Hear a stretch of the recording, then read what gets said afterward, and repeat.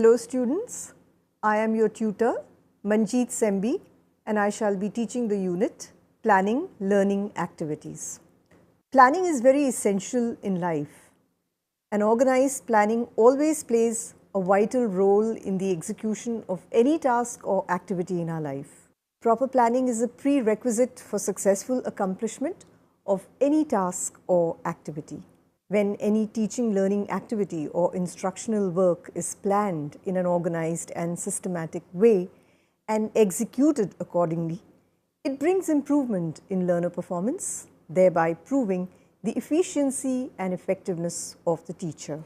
The learning objectives of this unit are: distinguish between curricular and co-curricular activities that are organized in elementary schools during an academic session, develop a yearly plan for different co-curricular activities in your school, prepare the scheme of lessons in different subjects for different classes for the whole session, prepare the class-wise unit plans in different subjects that you teach, maintain and use daily lesson note or diary in your teaching subjects.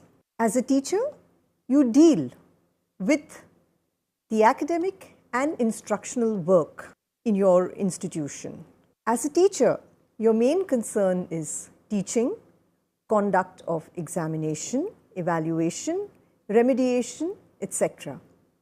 Both teaching and related instructional work that facilitate the intellectual development of the students. You are also responsible for the conduct of non-academic activities for the overall development of students' personality. Let us do a small activity. In column 1, you have to mention the activities that you do which are related to teaching and instructional work, whereas in column 2, you would be giving the activities other than teaching and instructional work. I'm sure you may have listed down your activities. Now let's see and compare the activities listed down under these two columns. Under column 1, we have teaching of subjects of study like language, mathematics, science and social science, whereas in column 2 you have games and sports, music, dance, drama, singing, gardening, debate, excursion, exhibition, etc.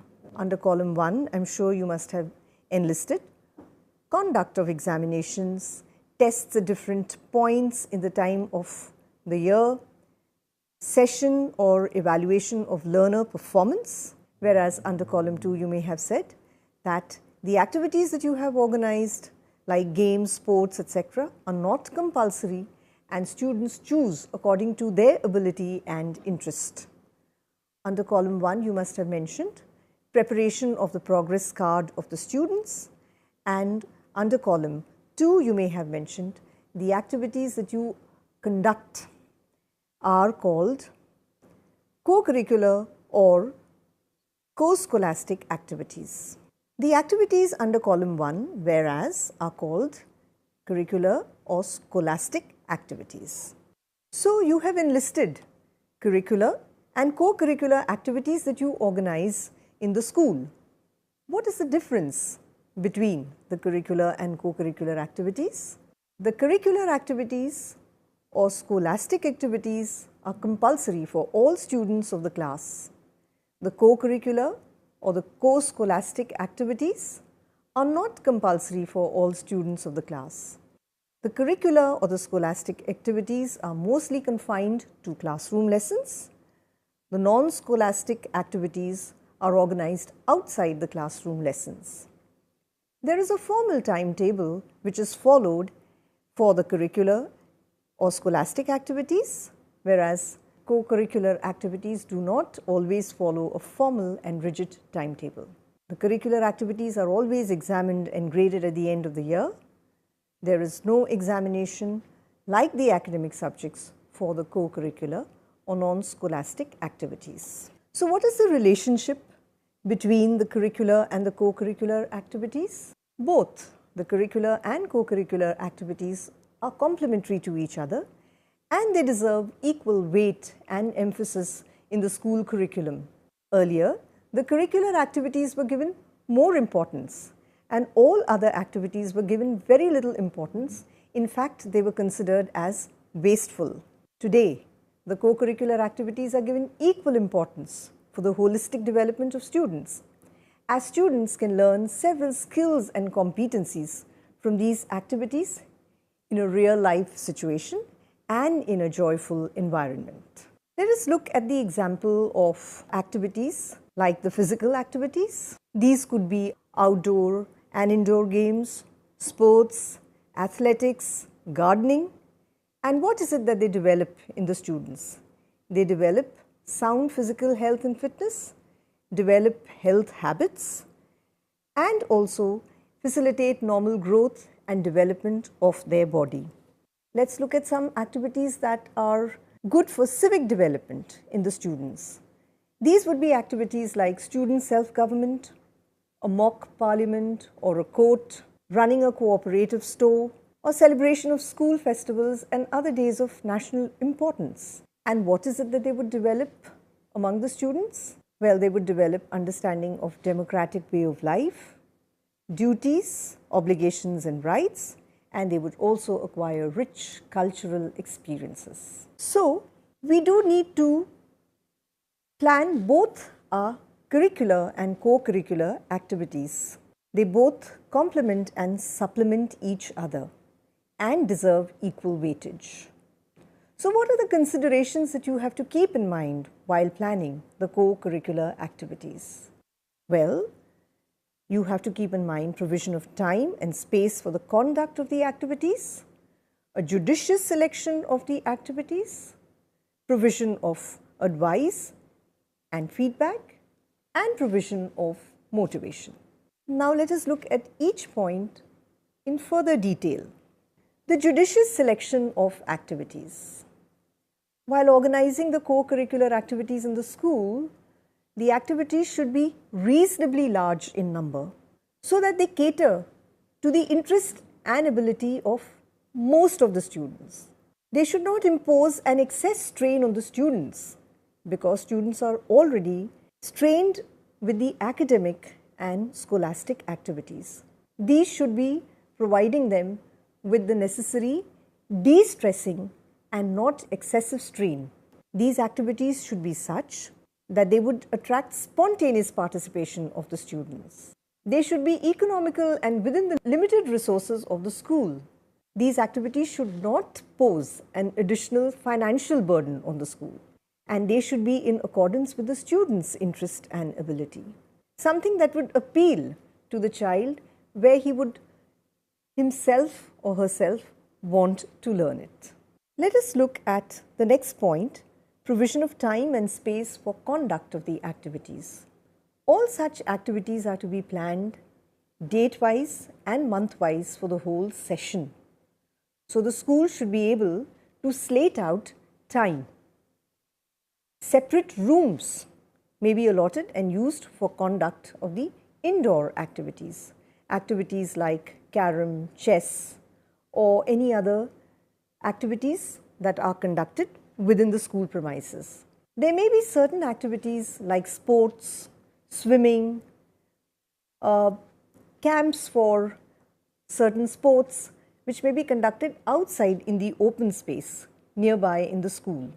If there is absence of adequate space, and in case the school does not have its own playground, maybe permission from the civic authorities can also be sought for the same. Provision for motivation. When you want to motivate your students to participate in these activities, it is necessary that you display a long list of activities for the knowledge of all the students. And these activities should be listed out on the school information board or on a website, wherever it gets maximum publicity. This is to invite the interest of the students and help them choose for participation in specific activities. The students need to be encouraged and motivated, and teachers should pose as advisors and facilitators. The function and mode of organization of each activity should be well spelt out to motivate the students. Students should know what is it that they would gain by learning a particular skill or competence through that activity. It would make more sense for them and motivate them in the process. Provision of advice or feedback. Each teacher in the school needs to be put in charge of any particular activity of his or her interest. This way, he or she would be able to do complete justice to that activity. The teacher should have adequate experience and also a positive attitude for organizing the concerned activities. Only then would they be able to generate enthusiasm and get students to select and opt for them. Teachers must take into account the students and the others' feedback when they are organizing these activities so that they can work on them and help in better organization. The school must have adequate equipment, materials, etc. to make these activities operational and meaningful. It would be absolutely a waste of time if you organize an activity, you have the students on the premises, but not the necessary equipment to help them learn.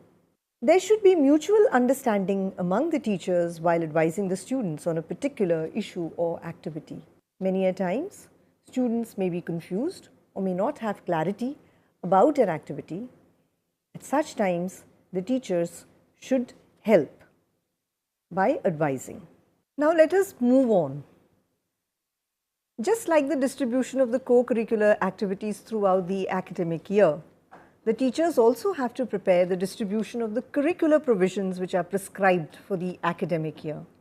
You are prescribed a particular syllabus that you have to complete in a stipulated time frame. To complete the teaching and instructional work within the stipulated time frame of the academic session, you need to plan your teaching learning activities subject-wise and major competence-wise for different classes. Your plan needs to clearly decide and specify the following: the units as well as the subunits in a subject for a particular class. So say you are teaching mathematics. So what are the different units and subunits for mathematics in class 3 or class 4?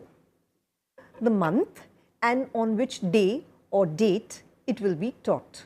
You will find out which topic, which unit and subunits you would be doing in which month, on what date, which day.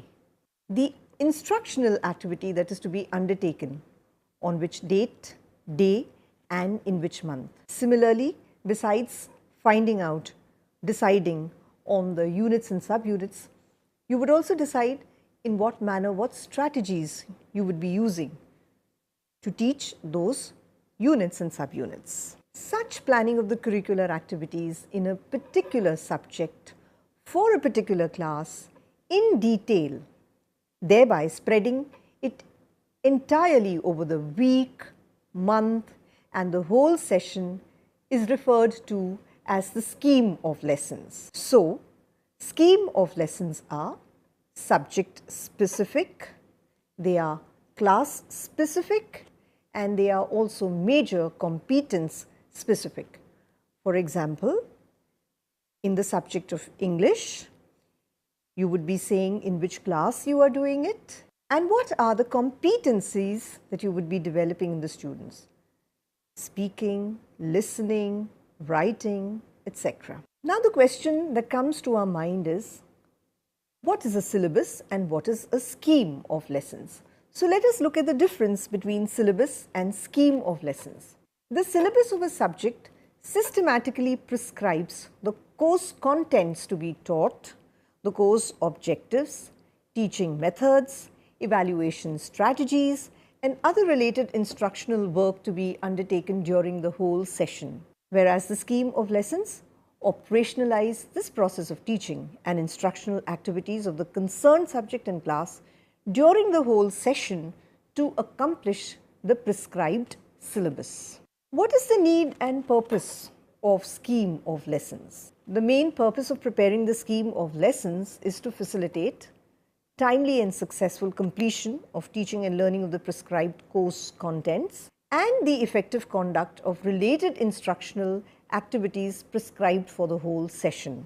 So thus, very economically, you would be able to make use of the time that is available to you and complete the entire prescribed contents of the syllabus in that stipulated period of time. What are the types of scheme of lessons that you would be preparing? We have the monthly scheme of lessons and we also have the yearly scheme of lessons. Let us look how a monthly scheme of lessons is prepared.